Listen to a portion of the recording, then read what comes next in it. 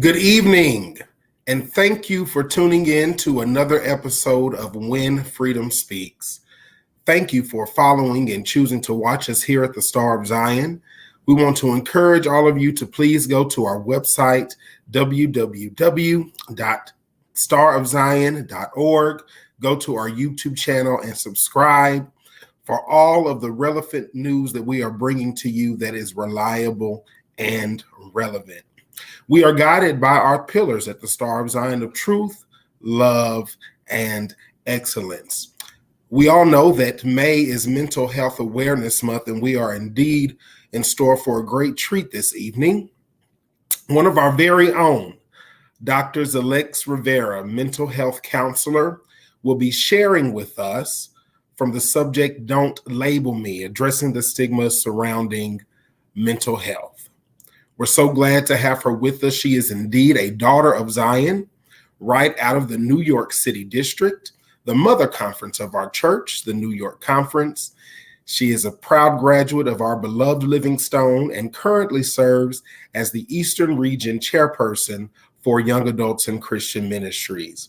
Also at the Star of Zion, we are expanding our labor force. We are so glad to be bringing on board to the vision of our Chief Communications Officer and Editor-in-Chief, Mr. Darren Kent, so many different editors and contributing writers that we will be bringing and introducing to you throughout the course of this year. But tonight, you will get to hear from our newly added Editor for Health and Wellness, Mr. Damon DeLeon, who, after Dr. Rivera's presentation, will facilitate a question and answer period.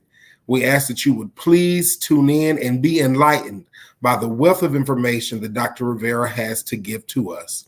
Without any further ado, I present to you mental health counselor, Dr. Xellex Rivera. Thanks, Sam. I'm really glad to be here. Good evening, everybody. Good evening, those watching tonight with the Star of Zion. I'm glad to be here. Thank you, Editor Darren Kent, for that wonderful invitation, and thank you, Sam, for that introduction. So for those who don't know me outside of the church, right, I am a licensed mental health counselor by trade. I oversee the homeless population in homeless shelters here in New York City. So tonight we're going to talk about not labeling those persons who have mental health diagnoses. So let's jump right in. So again, May is Mental Health Awareness Month, and we're going to talk around not just not labeling somebody, but also the stigmas that are surrounding mental health. So first of all, you want to ask yourself, what is mental health? Do you think it is a state of mind? But by definition, mental health is a positive concept. It encompasses our emotions, our psyche, and our social interactions. Everybody has mental health, right? So it's a person's condition with regards to their psychological and emotional well-being. So usually all of these years, we've been talking and asking people questions when we meet them, right? Like, hey, how are you doing? And they usually give you an answer because they're giving you the word for how their mental health is, how they're in fact feeling. However, you also have to look at that African Americans, especially in the Black community, are 20% more likely to experience serious mental health problems such as major depressive disorder or generalized anxiety. And we're going to discuss a little bit what that looks like and why we're impacted by those diagnoses. In addition to that, there's also an increasing diagnosis of PTSD amongst African Americans that is inclusive of something called childhood trauma. Now, childhood trauma is something that we're exposed to based on just the things that we've seen, the things that we've endured. A lot of it also is contributed to what we see now on social media, what we see on the news, how media projects to us, what we're exposed to contributes to childhood trauma and even PTSD. So first, I want everybody to understand that Black and African American people living below the poverty line are twice as likely to report serious psychological distress than those living over 2 times the poverty line. So you can Google what the poverty line is in this country. It's really low, actually, when you look it up. But the way a lot of providers dictate if you are in a poverty or under the poverty line is you have to not exceed 200% of the poverty line, right? So your salary or your income cannot oversee it by 200%. If not, if you're on that line, then they're determining it to be a poverty line, right? So adults, Blacks, and African Americans are more likely to have feelings of sadness, hopelessness, and worthlessness compared to our white counterparts. Black African Americans are less likely than white people to die from suicide at all ages. However, Black and African American teenagers are more likely to attempt suicide than white teenagers. In addition to that, 84 men die of suicide a week in this country. 75% of all suicides are male. 25% of men live with a mental illness that will either not be diagnosed or they don't feel comfortable seeking treatment. Men are less likely to get assistance or ask for help, and then they're not very supported or encouraged to get services. Also understand that 16%, which is roughly about 4.8 million people in this country, report having a mental illness, and 22% of those persons had a severe mental illness over the last year. So when we look at the definition between a mental illness and a serious mental illness, is by the time it hits serious mental illness, their GAF score, which is their global assessment of functioning, has now decreased under 40%.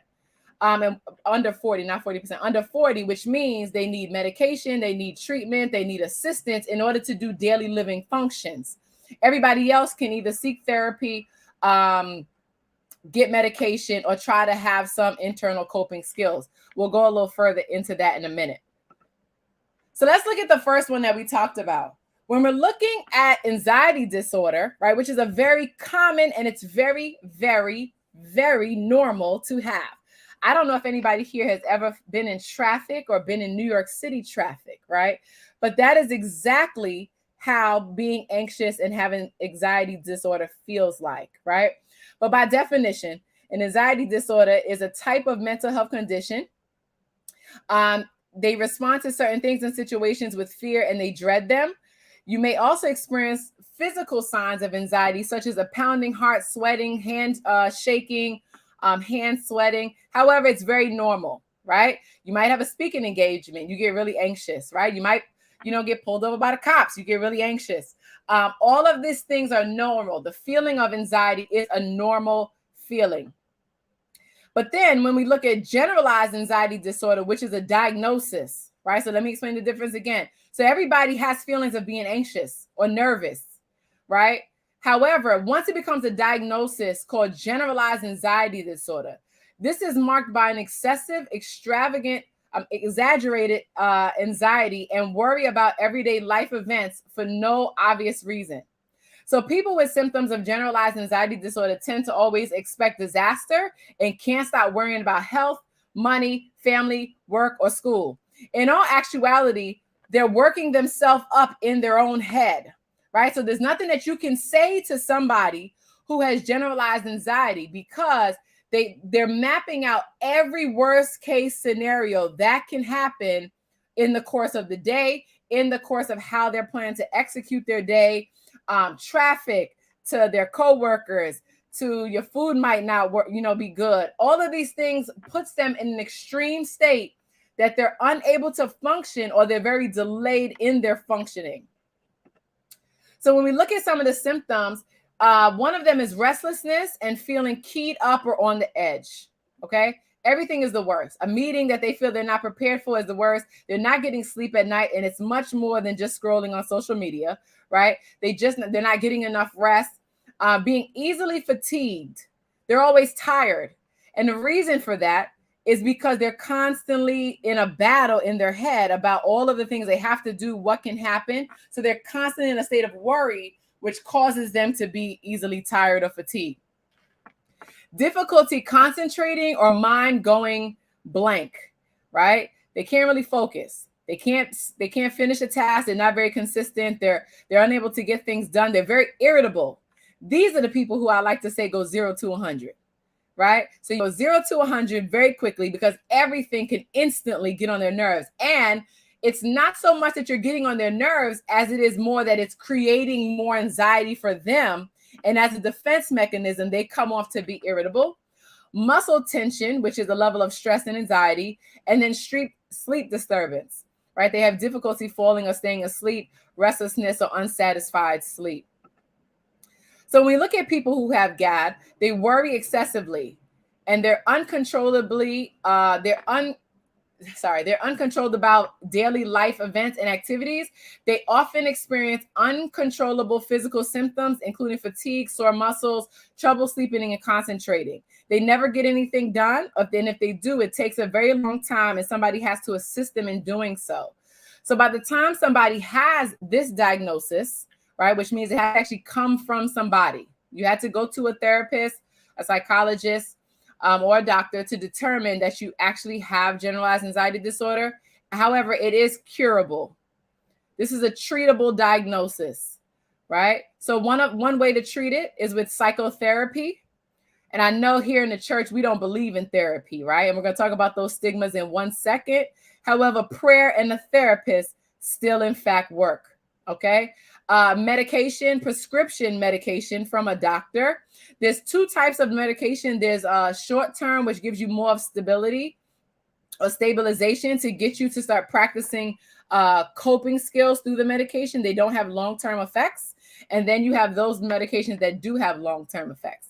The thing about medication that a lot of people shy away from when we're talking about mental health is, just like every other medication, the doctor has to figure out which ones work best for you. So sometimes you might end up on one set of medication and it might make you drowsy. And then you have to tell your doctor, this one makes me drowsy. I'm sleeping too much, right? And then they might have to give you another medication to offset that medication, right? It's all trial and error, which again becomes one of the reasons why we shy away from it, because we don't want to keep trying so many medications. However, the short-term ones allow us to be on medications and then be able to get some coping skills, which takes us into the combination of the two. You want to be able to pair prayer with therapy and medication, right? Because prayer changes things, but so does therapy. Talking to somebody outside of your family and your sister or brother circle, outside of your church, which again is taboo to us. Again, we'll talk about that. As well as pairing it with medication to stop the racing thoughts, to stop the level of nervousness, to stop anxiety. Now let's look at major depressive disorder. So depression is a mood disorder that causes a persistent feeling of sadness and loss of interest and can interfere in your daily functioning. So the classic depression type is major depression. It's a state where a dark mood is always consuming you, and you start to lose interest in activities, even ones that you used to have great pleasure in, right? Symptoms of this type of depression include, but of course are not limited to, trouble sleeping, changes in appetite or weight, loss of energy, and feeling worthless. The thing about people who are experiencing or are diagnosed with major depressive disorder is that they may in fact know they have to do something, they want to do something. However, it now has become exhausting to do it. Right? Now, this is very different. Major depressive disorder is very different than other lines of depression. So one of the things I always tell my clients is that we all feel sad, right? We all have a depressive mood, and that is called situational depression. Something happened to you, you feel sad. You had a heartbreak, you feel sad, right? The difference is that major depressive disorder now has consumed your life and your being, and it has to go past a time frame of more than 2 weeks, right? So once you've hit that level of consistently past 2 weeks, you are in the bed in the dark. I'm trying to give everybody visuals, right? And once it has hit that level and you don't enjoy certain things, you're having trouble sleeping or eating, you have a loss of energy, you don't feel like you have a purpose, you feel very worthless, that is a sign of major depressive disorder, right? So when we look at major depressive disorder, you have to understand that it does have to last longer than 2 weeks, but it has to exceed to 6 to 18 months or longer, right? If you start treatment sooner after you experience the first set of symptoms, you might be more likely to recover and prevent future episodes. Now, even though it has this time frame of 6 to 18 months, that doesn't mean that there are no happy days in the midst of that, right? And a lot of times we confuse that, right? That you may not have major depressive disorder because you've had a couple good moments. However, you have to be very mindful of the symptoms, or hopefully some of your friends or family are noticing some of the symptoms as it relates to social isolation and you not coming outside. So in the United States, a little over 10% of Black and African-American youth ages 16 to 17 have experienced a depressive episode. 6.1%, a little over 9.4% of young adults 18 to 25 have also experienced that or report experiencing that. And a little over 6%, 26 to 49 years old, are indicating that. There's also an increase of mental illness or mental health concerns in elderly persons, especially as it relates to major depressive disorder that is going untreated or unknown. There is no cure for depression. There is treatment for depression, right? There is treatment as it relates to there's medication that allows you to stabilize and allows you to develop coping mechanisms. So for the most part, when somebody is diagnosed with major depressive disorder, it will be a combination approach that the psychologist or therapist will take, where you're on medication, but also gaining coping skills and strategies through therapy. Now let's look at PTSD. PTSD, most times people connect it with persons who are veterans or who have been in war or combat, right? However, post-traumatic stress disorder is a mental health condition that is triggered by a terrifying event, either experienced it or witnessed it. Symptoms may include flashbacks, nightmares, and severe anxiety, as well as uncontrollable thoughts about the event. So, and again, don't ever say that Dr. X said anybody here has any of these diagnoses that I'm talking about. However, by definition, it is either you experienced it or you witnessed it. And this is the part where I talked about it is connected to some childhood trauma that a lot of us has tucked away and don't deal with, right? Growing up in abusive homes, broken homes, being raised by a single parent, being exposed to abuse, family members being incarcerated, drug and alcohol addictions in our families, all of those kind of factors that might be very common in the community do allow or can expose somebody to having a diagnosis of PTSD. They do not have to have gone just to war, right? A heartbreak, a loss of somebody, all of those things can contribute to somebody having PTSD. Some of the most common symptoms of PTSD are vivid flashbacks, right? Vivid flashbacks and unable to sleep because of those dreams or flashbacks.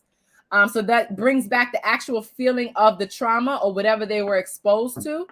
Intrusive thoughts or images, right? Seeing something on the news might trigger something you've been through. Seeing a movie that talks about something you've experienced. Reading a book that has anything related to something that was very traumatic for you, all contributing can lead to having PTSD.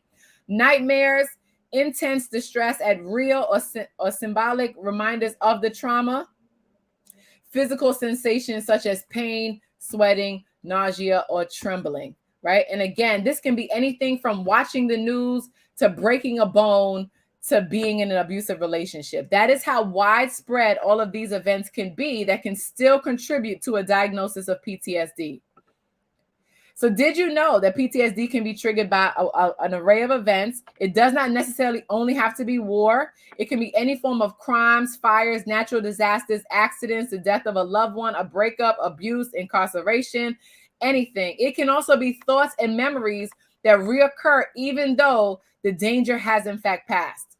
So the thing about PTSD is they don't think they're at danger anymore. They just keep reliving the dangerous moment. They keep reliving the traumatic moment in their head, which is causing their behaviors outside to in fact change. African Americans are at a higher risk of PTSD due to socioeconomic status, poverty, poorer outcomes, racial stressors, such as experiences with discrimination, including but not limited to being stigmatized. So understand that mental health, as well as a mental illness, is more than just a state of mind, right? It is about looking at a person from a holistic of well-being and trying to assist them with strategizing ways to do that. So many mental illnesses are left untreated due to the amount of money that it may cost to seek medical help, because the way society resentfully views people with mental illnesses, although there have been many improvements throughout the years. There's still a lot of work for the years ahead. Also acknowledge that media plays a huge part in how we take in the mentally ill, right? If I was in an actual setting or on a Zoom, I would ask everybody to raise your hand if you think that, all of the mentally ill persons are just on the street panhandling and they're just terrorizing the neighborhood, right? Because that's usually how we look at it, because that's in fact what media projects, but that is not in fact the case. So here are some fun facts in case you needed them, right? Number one, mental health problems are actually very common. And honestly, here we go. And again, don't leave this, right? I don't want anybody calling Darren Kent to say, well, doctor, I watched Dr. X live and she told me I had a mental illness, because that's not what I said. But what I am saying is that it's a universal thing that can in fact happen, which is why some of the diagnoses are situational. So let me make it real for somebody.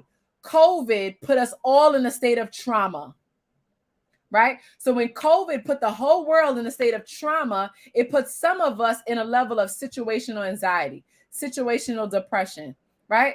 But that does not necessarily mean you have a mental illness. That means that because of something traumatic happening, you had a mental health response. So mental health problems are actually very common.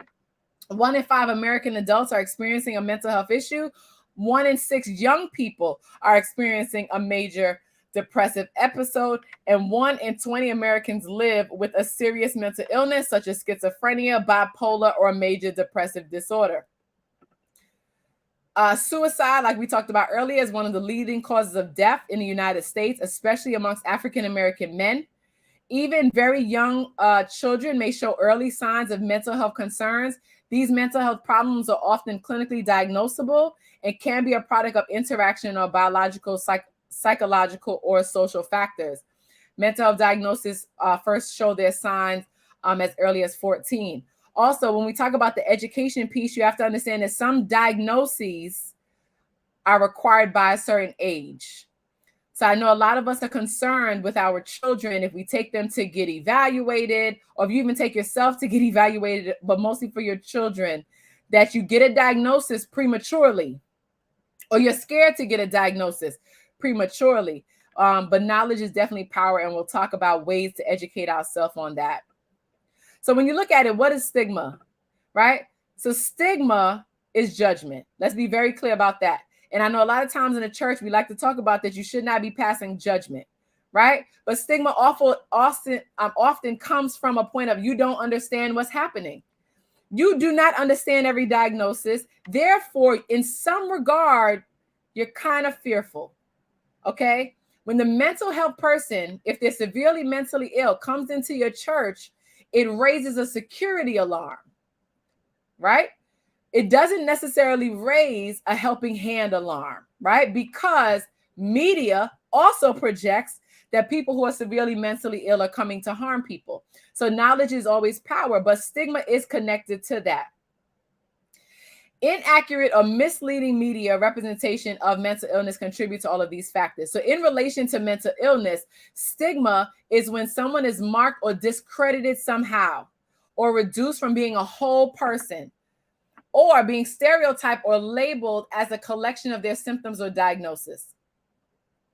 And if I'm not mistaken, again, I'm not a historian, but that's exactly that's exactly what history did to us. Let me say it like that, right? That's exactly how history was for us. There was a level of being stigmatized, right? Being profiled, being labeled, being considered something because they did not understand. Therefore, they put us in our own box. So now those persons who are mentally ill are experiencing that. So this public stigma, so it involves a whole, right? It involves that this self-stigma refers to the negative attitudes, including internalizing shame that people with mental illness have their own condition, right? So that's how the public views it, right? Then you have I talked about self-stigma. Then you have institutionalized stigma, which is more of the system. And we're going to connect that more about how the church and government and politics, but mostly the church, do that as an example. So Black and African Americans hold beliefs related to stigma, psychological openness, and help seeking, which in turn affects their coping behaviors. What did I just say, Dr. X? What I said was that we don't believe in any of this. And when I say we, I'm talking as a culture. I'm talking as a community. We don't believe mental health exists. It's a phase. It's something they're going through. It's something they might have drank, right? That's what we try to correlate it to, right? We also don't look at some of the factors, the external factors that can contribute to somebody's mental health concerns. So Black and African American men are particularly concerned around the stigma, which is why they don't seek help. This is where we get the quote, hurt people, or where people are not trying to work on themselves because they're not very open to getting support.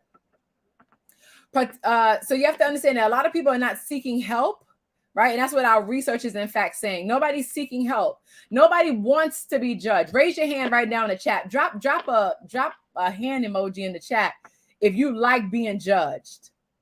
If you like somebody to tell you something about yourself, like you like being judged. Anybody? Let me wait for the chat a little bit. I'm not seeing anything in the chat, right? So nobody likes being judged. People want to be able to seek a safe space. They want to be able to be okay and be able to talk their problems out. So when we look at it, here goes the harmful ways of stigmatization. One of them is that you reduce hope. And the last time I checked, the church is supposed to be a place of hope. That was the last time I checked, right? So when you go into stigmatizing somebody due to their mental health, something that they don't have control of, right? They don't have control of how they were raised. They can change it as they get older, but they've already been exposed to certain things, right? They can't change some of these factors. So we as a church have to be able to reduce hope. We have to stop stigmatizing. Social isolation. I'm not sure when you decided that you was better than me, right? But we have to be able to reduce social isolation. Lack of understanding by family, friends, coworkers, and others is a big impact. Everybody wants to be supported. Everybody wants to be understood. And if you don't understand, I in fact want to be heard, right? You lower somebody's self-esteem because they don't feel comfortable being able to talk to you, right? Increase psychiatric symptoms, difficulties with social relationships, right? They're unable to then socialize past that point. Reduce likelihood of staying or seeking treatment, right? As well as they're unable to go to work. In that, all of these harmful effects as a child, some of this stuff we have learned as a culture, and I'm going to childhood trauma. We have learned as a culture and we instill in each generation, right? And while some of it is looked at one point as a badge of honor, now it is very harmful to do so. People have to be able to express how they feel, especially men. I want to keep emphasizing that because we ask them to lead families, we ask them to lead churches, we ask them to lead, but then we don't ask them how they're doing, right? We ask them to do, not how they're doing. And so when we're looking at the mental health in our community, we do want to be very mindful of that, giving them that space. So in addressing stigma, challenging the stigma associated with mental illness takes understanding, education, and a closer look at our attitudes towards health. Guess what, guys? Mental illness is not a character defect, right? That person being mentally ill is not going to rub off on you. Like if you sit next to the person who has schizophrenia, you will not end up with schizophrenia, right? This is not a communicable disease. All right. So out of anything that I've said tonight, the point of it is that you want to understand is that you do not judge. You need to educate yourself. And there's community resources almost everywhere. And if it's not everywhere, it's definitely online, right? Where you can get this information. In the US, I think it's in the US. It might only be in New York. But in the US, there's something called mental health first aid. It's a free course offered to almost everybody, where you can go ahead, set that up in your church, your local church, and then start at least getting basic knowledge on what to look for, what to see, what to do, and where to get resources, right? And know the facts. This is how you prevent stigma. Know the facts. Educate yourself about mental illness, including substance use disorders, right? And remember that generations are much different, right? Just because your generation didn't tell that he was drinking, this generation is very public with it. So we need to be able to deal with it. Be aware of your attitudes and your behavior. Here's the kicker. Watch your facial expressions. And if you were usher, watch how you open them doors, right? Because people can feel it. They already know their diagnosis. So now they almost feel like they're walking around with a shirt that says depressed, bipolar, schizophrenia. They already feel like they're walking around with this label. So watch how you look. Watch how you greet them. Watch your behaviors when you interact with them. Examine your own judgmental thinking, reinforced by upbringing and society, right? Basically, you have to understand yourself and know your biases. Choose your words wisely. The way we speak can affect the attitudes of others, right? Educate others. Once you've educated yourself, educate others. Pass on facts and positive attitudes. Challenge all the myths and stereotypes.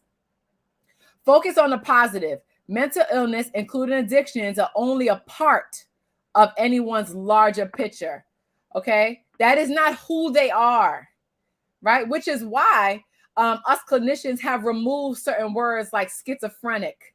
That word has been removed from our vocabulary, because that's a label, right? And this is what commonly has happened, where you'll say, oh, who's that? Oh, that's the schizophrenic girl, right? You've put a label to that person, but that's not who she is. Okay, she might be really smart. She might become a PhD. She might be somebody's daughter. Hello. So do not label her by just calling her what her diagnosis is. Support people, and support people. Treat everyone with dignity and respect. Offer support and encouragement, right? And understand, if that is not your ministry, then please do not force it upon somebody, because they'll catch on to it. Include everyone. It's against the law to deny jobs or services to anyone in the healthcare field, but anyone that has a diagnosis.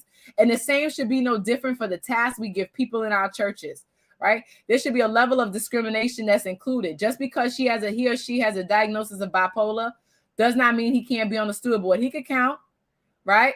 So you don't want to discredit somebody due to that diagnosis. And also understand they do not have to disclose this information to you, right? So also do not judge. And last but certainly not least, before we take any questions, and if you have any questions, go ahead and start dropping those in the chat. Ask yourself right now, is your church a safe church, right? And what I mean by safe is it supporting? Is it affirming? Is there faith? And is it empowering? Ask yourself right now, if in fact, is my church a safe church, right? Is it safe? Do not label.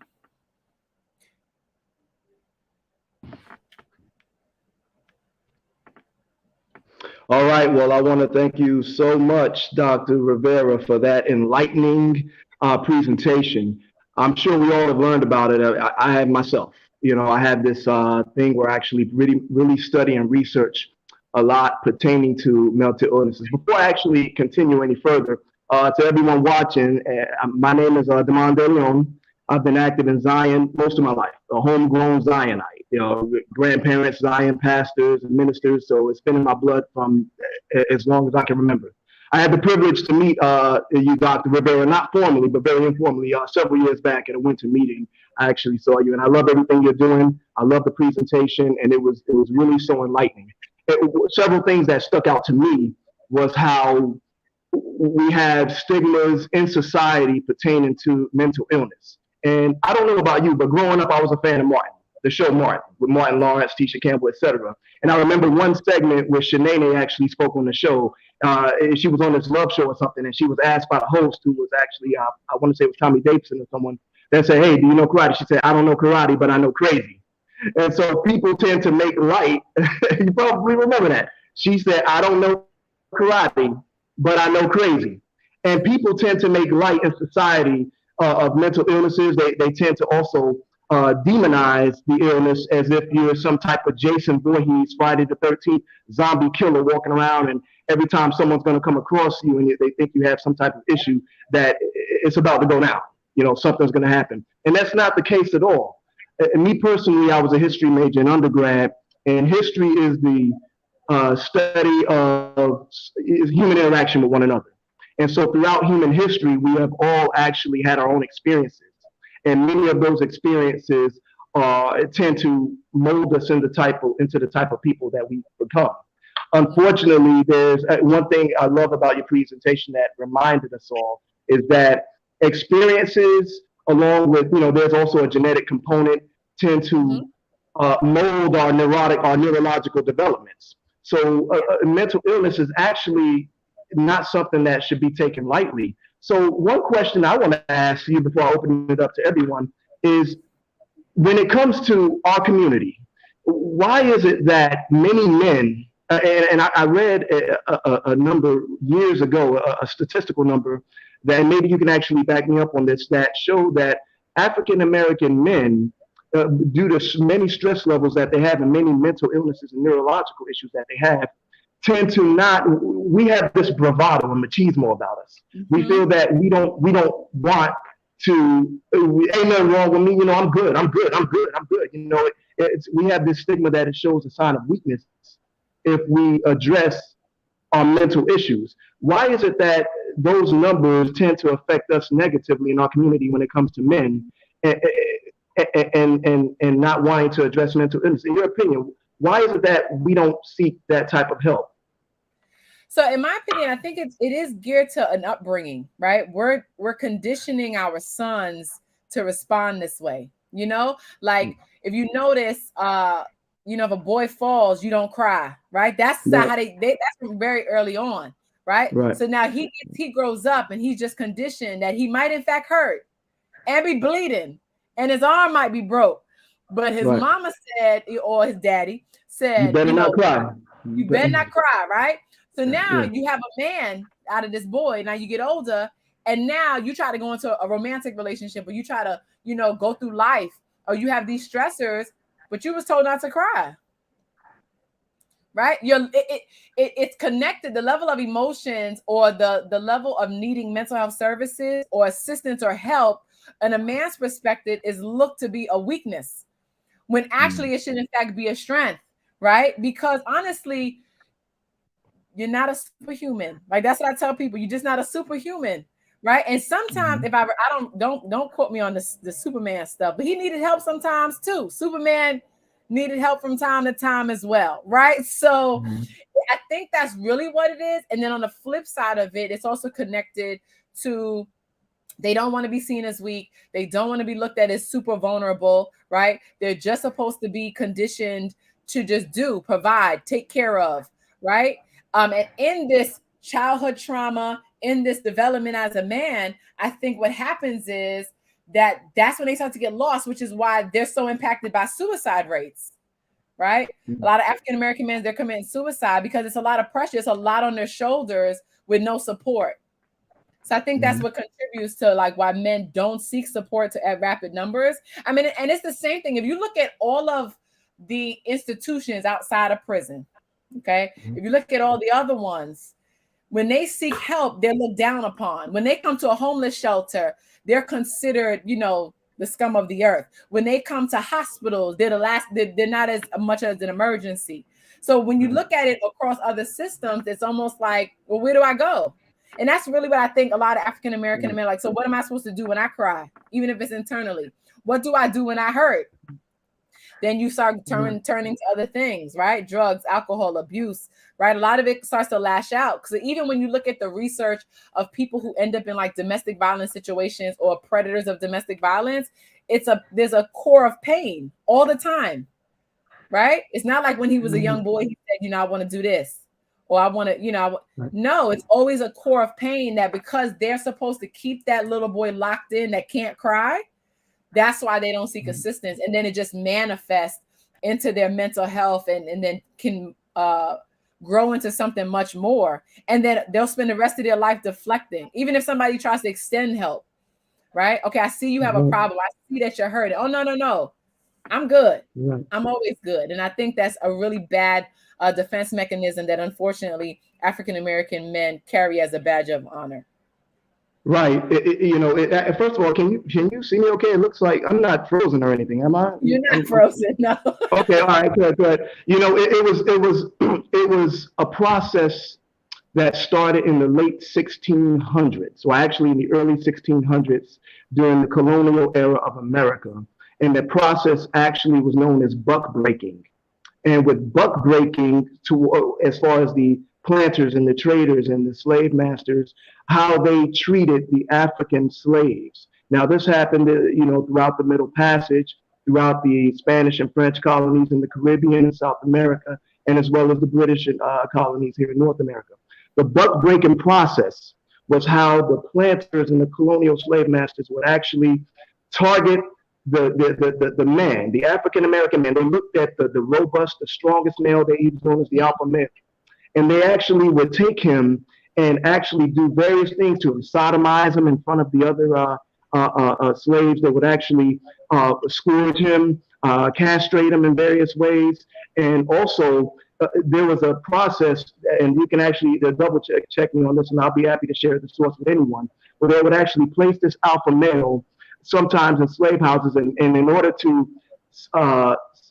reduce the cost effectiveness of purchasing other slaves, they would make this man impregnate the female slaves throughout the plantation. It can be a relative, it can be, his own mother, etc. That's where the term, the MFer that is used in the street, I won't say it up here, but MFer is used. So where that term came from, throughout the entire process of buck breaking towards Black men, it can be traced. It seems like it started a generational domino effect, where it affects the Black man to this day, as far as, hey, in order to escape this world that's been created of me being subjugated, it's caused so much stresses and actually caused so many neurological disorders. And then you factor in, Dr. Rivera, the amount of men that are raised in single parent homes.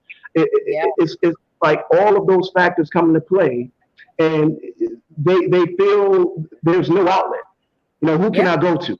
So the church has been an outlet as far as, a hub for many years, but when it's beyond the church, those that are not involved with the church, where can they go? They don't want to actually get or partake in some type of counseling. So the answer has to come from the support of our most valuable resources, which are our women, and number two, a community of other men, in my opinion, that can actually lay that ground support. So what are some? Do you see America transitioning or society transitioning for the better to break that process, in your opinion?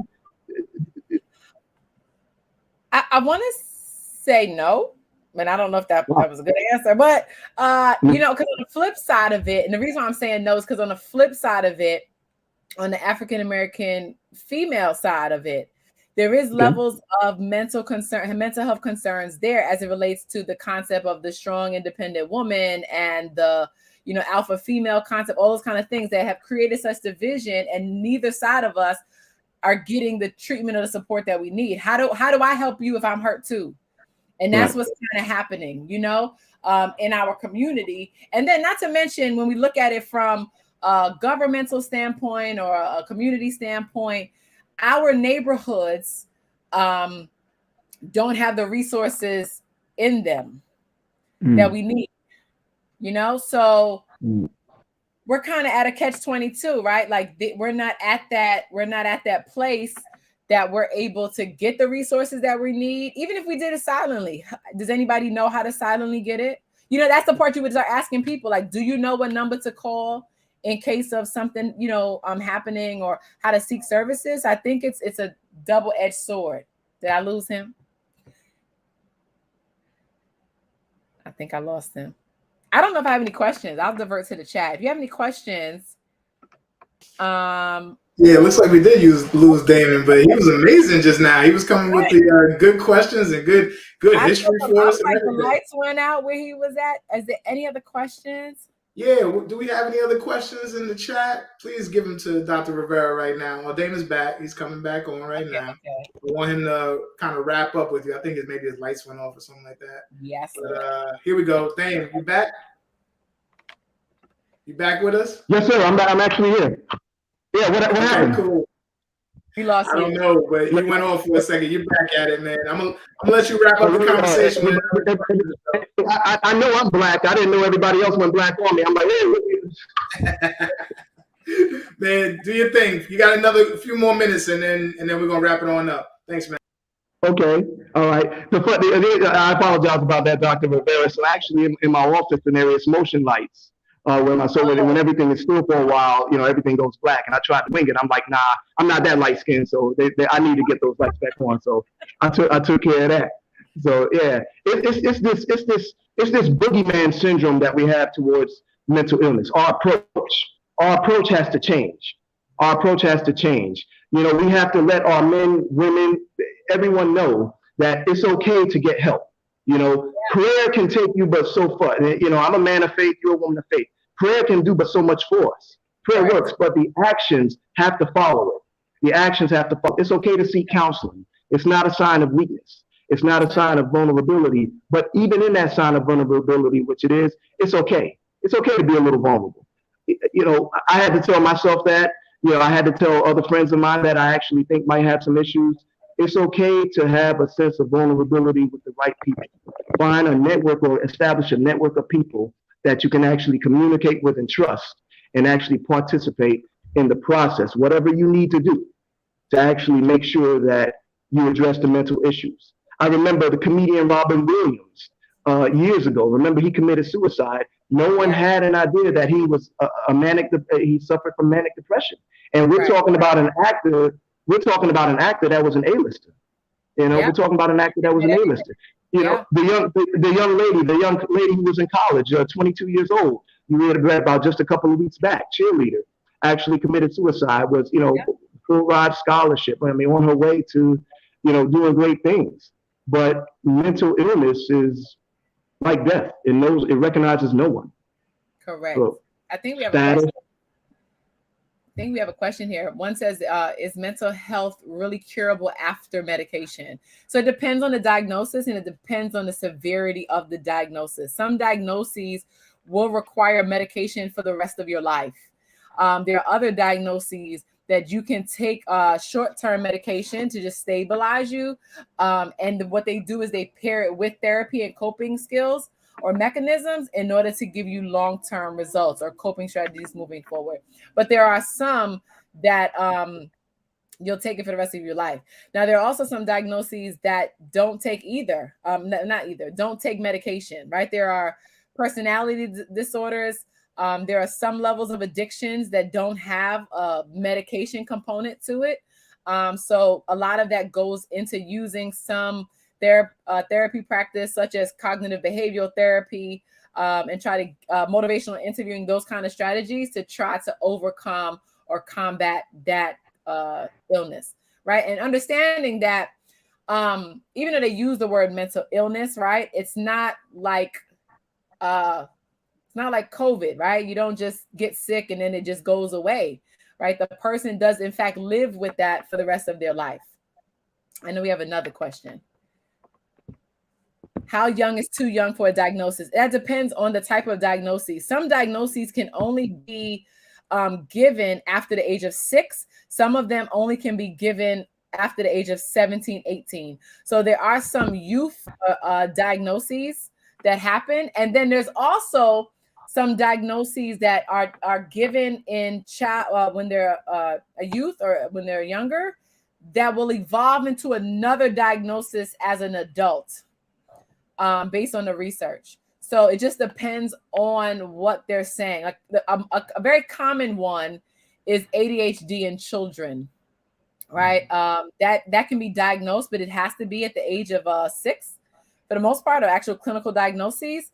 And then they should hopefully be giving you actual strategies with the medication that allows the child some success growing up. Because what happens is, a child who is diagnosed with ADHD, when they become an adult, they then their diagnosis transitions to ADD, right? They no longer are hyper at some regard. Some of them transition to ADD, and some of them just use the medication to concentrate, but can learn to cope and function as they get older. That is wonderful. So is that one more? Yeah, I think it's another one. So where do we start to change this culture? I feel like we talk about it a lot in church circles, but it's not translating to actual mindset changes in our communities and homes. I totally agree, Rick. I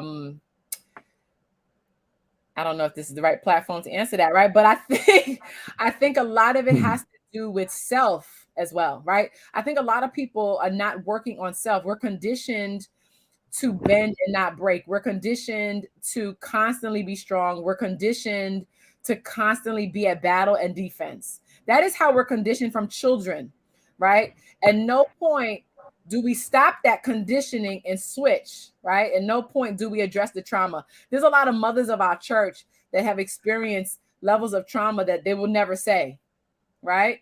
But it comes out in their demeanor, or it comes out in their, how they interact with other children. I think it's going to take people as themselves to start to heal themselves. And I think when people start to heal themselves, then they'll be able to go out and empower and heal other people, especially because we're looking at the church dynamic. The whole Bible is about being better and healing and having a place of hope, right? So if you don't have those characteristics in yourself, how are we going to maneuver as a community? How are we going to get better as a people, right? We're always constantly divided. Right. Yep. It looks like those last comments was just giving you a little kudos for such a great presentation. So with that being said, Dr. X, any closing remarks, that everyone can take with them, because you had an impact. So any closing or final remarks in conclusion? I think everybody should take better care of themselves. I think that we should stop brushing things off. I think that we have to take a moment and face our demons. Right. And again, because the thing about therapy is that therapy is a reflective process. That's what the therapist is walking you through. Your counselor, your therapist is walking you through a reflective process of yourself. And what they start to do is condition you to see the role that you might have played or what you have observed, how it made you feel, and gives you a heightened level of emotional intelligence and coping skills. That's basically the essence of therapy. But from the flip side of therapy, there is some work that has to be done as it relates to your socialization and how you impact other people, right? We have to learn, especially in the church, that you cannot keep walking around wounded. You cannot keep doing this in the church. You cannot walk around wounded, because there is unborn children. There are younger children. There are babies. There's Varix, Buds, all these people. Like, we have all these demographics that when they see you, you are wounded. And if being wounded is a representation of what you're preaching, then I don't want it.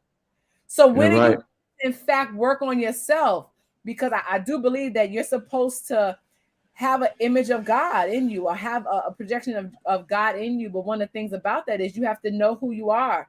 And in knowing who you are, you address your own traumas and then come out and minister to other people.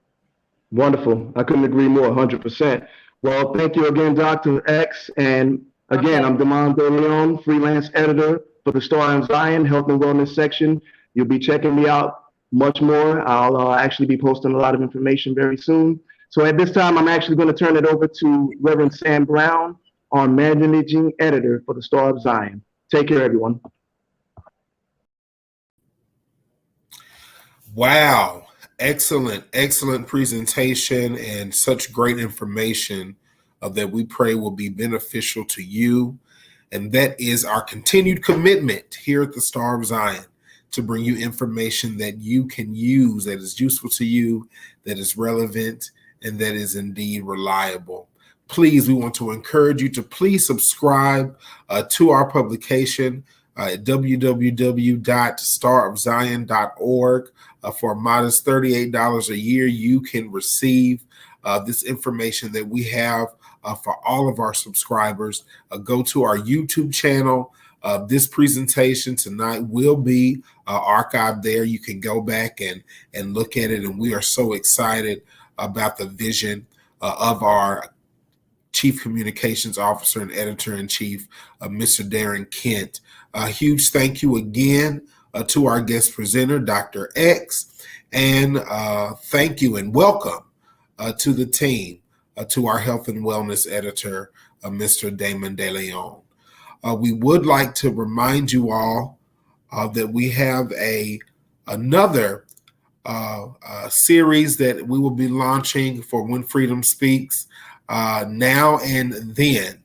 Our first episode will be featuring the Reverend Dr. J. Elvin Sadler, our General Secretary Auditor for the AME Zion Church, and conversation with Bishop Warren Matthew Brown, a retired bishop in the AME Zion Church. This will be a tribute to, of course, our immediate past General Secretary Auditor, Reverend Dr. W. Robert Johnson.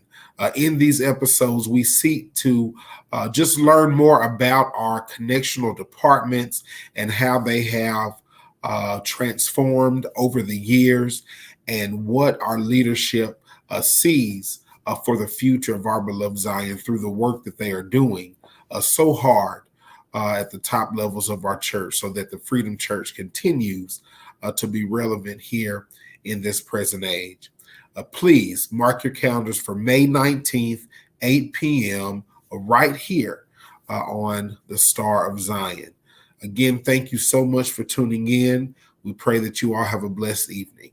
Take care.